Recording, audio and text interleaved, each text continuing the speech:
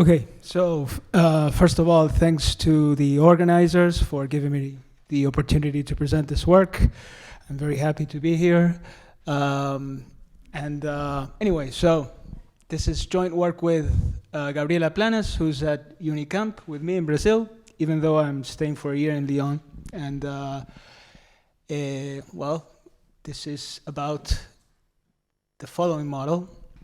This is basically a dispersive version of a 2D analog of the Navier-Stokes in 3 dimensions, which is called the SQG, surface quasi-geostrophic equation. So I'm going to call it, for short, DCSQG, dispersive critical SQG. And basically, it's a reaction diffusion model for a scalar theta, which will represent the surface temperature on the ocean. And in the whole plane, what we get is, I guess the pointer is this. No. Oh yeah. What we get is the nonlinear term, the advection of the temperature by the velocity, and what happens is that there's a so-called active coupling between the velocity and the temperature, which is given by these Riesz transforms. So in order to define that, well, basically we have to work with the square root of the negative Laplacian, which in the plane can be represented as this known local integral operator. And so the Riesz transforms are the partial derivatives of lambda inverse of theta, right? And they can be defined through Fourier transform in the whole plane. And then we have this dissipative term, which comes from the so-called Ekman pumping mechanism, which is necessary for energy balance. And basically, so that's just lambda of theta here. And then we have a dispersive term, which comes from the meridional variation of the Coriolis force. So this is a zero-order term. It doesn't contribute to the energy because this is zero-order. And finally, we introduce this wind forcing, which for this work we assume is stationary, which is a strong assumption, but still we get some qualitative dynamics from this. And then this epsilon parameter represents what would be the analog of the Rossby number. And so the Rossby number measures the strength of rotation relative to the nonlinearity. And what we want to see, basically, because we want to take into account the effect of boundaries or coasts, we want to look at the system on the infinite strip, which is -1, 1 on the x, across the line for y. The y variable is the vertical variable. With Dirichlet boundary conditions on the theta, and we want to take the limit as epsilon goes to 0, which means the Rossby number the rotation grows infinitely large. And then let me just mention that the SQG is actually, or can be derived from the 3D QG model as a high rotation, high stratification limit, and the interest of this was due to the fact that it's between 2D and 3D dynamics. This was shown by Pierre and Bert and a group which is called, in a paper called SQG Dynamics. So, just shortly, let me just recall some mathematical results. So like I said, the importance of the SQG in the Invisic case is that's the 2D analog of a 3D Euler, and in the critical dissipative case with lambda theta, it's the analog of a 3D Navier-Stokes. And so the basic thing is that the gradient of theta is analogous to the vorticity in 3D. And so what we want to show, ideally, is that we can control the L infinity norm of the gradient because of the Beal-Kato-Maida criterion. And in initial numerical simulations, there were these sharp fronts which suggested a possible singularity. In the critical case, this is a hard problem because the nonlinearity scales like the dissipation, but this was solved by these groups initially, and then in detail this was shown, it was shown why by Constantin and Vicol. And finally, well, for the Invisic SQG, this is still open. Okay, most results up to, let's say, 2 years ago were done for R2. And then in 2017, I think, Konstantin and Ignatova started looking at the case of the bounded domain. In a little bit later on, a group with Kiselev and other people, they showed that there's a formation of finite time singularities in the half-plane case with Dirichlet boundary conditions. And so the main problem is that the lambda operator, defined spectrally, is not translation invariant, so you can't get any control of the gradient till infinity. So this raises the natural question of what kind of more versatile models we can use, and basically the dispersive model that I just introduced is useful because in the limit of strong rotation, one can show that something like what happens in 3D obtains a stabilization effect. And, well, these are some of the results, important results that go in that direction. Okay, so let me just motivate this a little bit from the geophysics. So like I said, the DCSOGO with this dispersive term will then be the analog of the 3D Navier-Stokes with the Coriolis term. The main motivation for this had to do with frontogenesis, which in a way this was introduced by Pierre and Bert because the formation of winds or wind fronts has to do with the small scales. And in a sense, this is related through this nonlinear term with the thermocline, which is the upper layer of the ocean, I think is 1,500 meters. And the basic aim of these models has to do with the ocean circulation.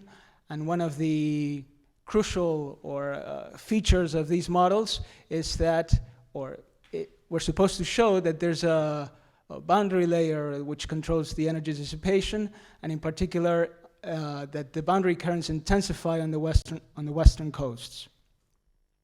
So if you take into account the lateral boundaries, the energy dissipation due to viscosity introduces this boundary layer called the Monk layer. But in terms of the intensification, this actually can be explained by the Ekman pumping. And what we need here is really the Stommel layer, which is, I guess, somewhat inside the Monk layer. But we disregard the effects of lateral viscosity. So we just want to look at what happens due to friction at the top and bottom, which is what the Ekman pumping is supposed to do. Okay, so these are some references. In particular, this work, I don't think this is well known, but Bracco already worked with the Stommel layer and showed some of the results that I'm going to talk about. And all right, so another motivation has to do with Rossby waves. If you look at the 3D case or a thin 3D strip, Dalibard and Saint-Raymond, working with the beta plane model, which Isabel Gallagher was talking about yesterday, they show many things, but in particular they show in a way that I think that the large scale motions are driven mainly by Rossby waves. And in a sense, the Rossby waves, which are determined by this linear equation, would be, I guess, in a sense, the 3D analog of the linear part of the dispersive SQG. So what happens basically, this beta parameter, which comes from the meridional advection of this large-scale buoyancy, when this is larger than nonlinearity, what you get is these Rossby waves, which dominate the nonlinearity. And then when beta is somewhat comparable to the nonlinearity, you get the starting formation of sonal jets, right? Okay, so that's just some basic geophysics. The main theorem that we want to show then is basically our approach is following this very good book, Mathematical Geophysics, by these authors here. And we want to show basically what they did for the Ekman boundary layer in the infinite plate, which is the plane cross 0, 1. We basically want to show that the dispersive phenomena are not affected by the Stommel layer, like they did in the 3D case for the Ekman layer. The Ekman layer would be the layer at the top and bottom. So the main ingredients that we want to, the main steps, would be to develop a Stommel boundary layer approximation, then adapt the dispersive and Strickert estimates to the strip, do a linear approximation or sort of a linear approximation of the 2D nonlinearity, and finally use a weak strong argument to show the convergence in this energy norm. So the main theorem then is sort of a stability result, which shows that if you have a global weak solution, which existence you can show by Galerking in the infinite strip, which starts with this initial data, which are this eta determines a spectral cutoff of the boundary layer approximation. Then what we can show is that the energy will converge as this rho of epsilon eta quantity, which goes to 0, with epsilon going to 0 first and eta going to 0 after that, right? And also that the solutions to the linear part of this equation will converge, will be the limiting system, right? Which is one of the main aims of these kinds of results. All right, so for the Stommel boundary layer, what we want to show is that because the forcing is stationary, we'll get that the boundary layer approximation is stationary as well. And if we write the stationary part of the linear equation for the stream function, this is actually the Stommel boundary layer equation. And then when you plug in the ansatz, typical ansatz for the boundary layer approximation, at leading order you get the Sverdrup relation, which is classical, and then you get these expressions for the interior terms and for the boundary layer terms, which are all very classical. This is studied, sometimes it's called a convection diffusion problem. And then the other terms are basically, very similar. But then what we can show is that for the nth order approximation, for the temperature, which is minus lambda as a stream function, the unique solution of the linear part will have these error estimates, right, in the energy norm. And so basically we need to go up to at least 1 in order to get an error which makes the approximation go to 0, right? The difference go to 0. Okay, then to use our spectral tools, we need to introduce this spectral representation, which is like what Schema and his group did for the Ekman problem. But now we do it in 2D, so we use Fourier series for the X and the Fourier transform for the Y. And with that, we can introduce the spectral projectors, which basically take this strip Fourier transform, as it were. You localize to this BN domain, which is I don't know how to call it, maybe a half moon domain, croissant domain, I don't know. And then one more thing is we need to assume a certain growth condition on the force. And this is actually physically motivated. It has to do with avoiding recirculation problems at the north and south boundaries. For us, we need to introduce it. So basically, we need the L2 norm to be O of epsilon, and also to control to make the boundary layer L2 norm uniformly bounded. And with that assumption, we can show, first of all, the linear convergence in energy. So, like I mentioned before, we have the linear convergence and we have these energy bounds, right, for the linear solutions and for the boundary layer approximations. The boundary layer approximations are cutoffs such that in the H2 norm, you are within an error of eta. All right. And with that, we can at least state the Strickers estimates. The main problem, though, is that the Riesz transform, because it has a partial derivative in x for the dispersive term, introduces these cosines, and then it won't vanish on the boundary. So what we need to do is, or what we did is basically define an analog with sines, and then look at this auxiliary linear problem. And here we take a representative of the forcing, which complies with the boundary conditions and is arbitrarily close in the Sobolev space HS to the real forcing. This can be done because the strip is an extension domain. And then we can then apply the strip Fourier transform to obtain the solution semigroup, work out the solution to the auxiliary linear problem like so. And the main aim is then to apply the Strickers estimates to, or show the Strickers estimates for the auxiliary solution, and then show that the real solutions, as it were, have to have the same estimates in the following anisotropic norms, where we fix the L2 norms in X, because we're we're looking at sines instead of cosines. But anyway, that's the main result, the main technical result, which I'll skip, but the proof, but that's the basic thing that allows this argument to go through. And lastly, this Strickler's estimate is applied to the derivatives in y because the derivative in y commutes with all the operators, right?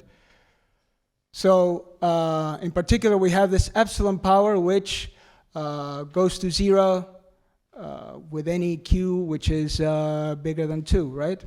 Or bigger or equal than 2, and p bigger or equal than 1. So to show the Strickler's estimates, we need to look at the kernel function of the semigroup, which I just talked about. In fact, you can write it as this sort of convolution in y and the Fourier series in x, or Fourier sine series in x. And then what you need to look at is the kernel function defined here, where the psi is a spectral smooth cutoff on the spectral side. And the main aim is to show what Chemin and other people have shown, that you have this dispersive estimate. So this tau is t over epsilon, so this is like square root of epsilon over square root of t, right? It's the main, and this actually is optimal.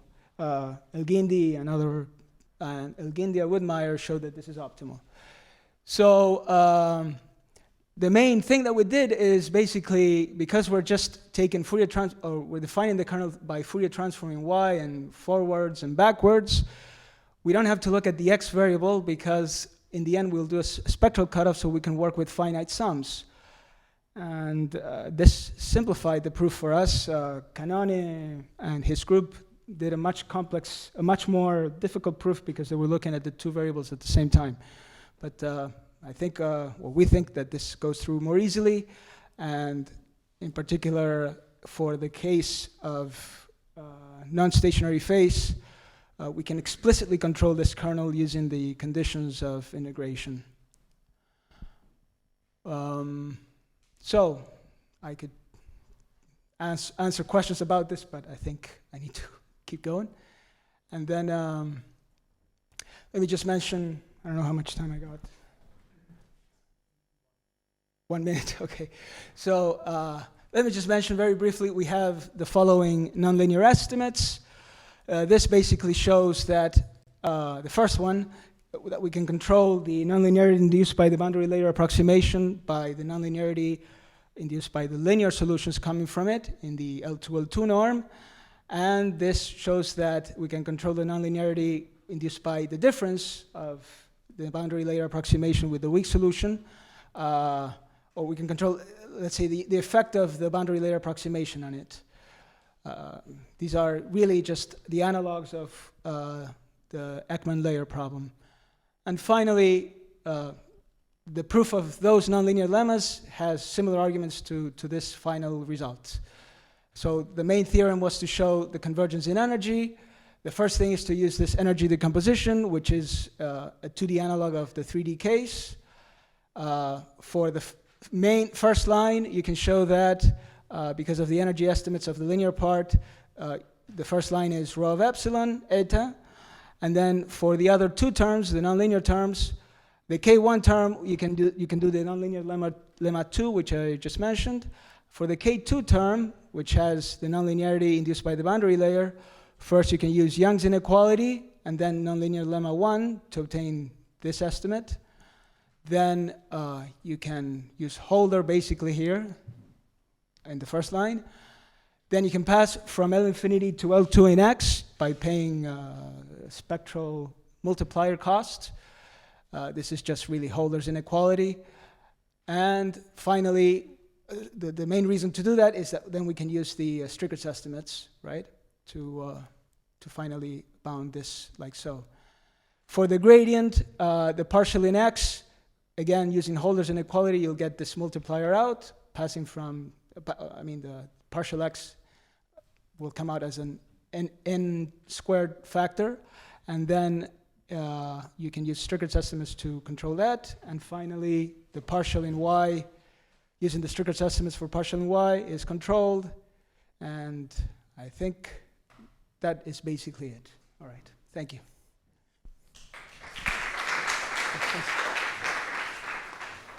Thanks very much for the talk. Leonardo. Is there any question in the audience? Yes, Anne-Laure.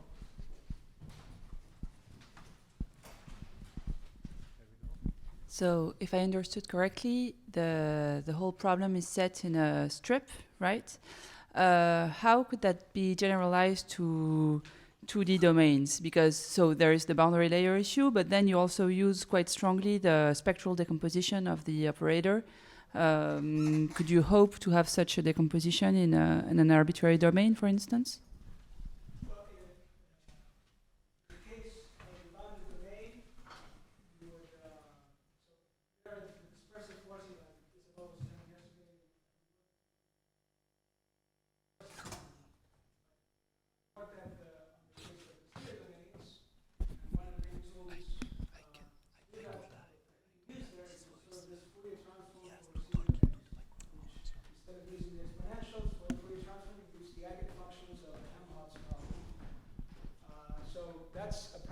Look at, I guess that would relate to the problem, the island problem for the SQG.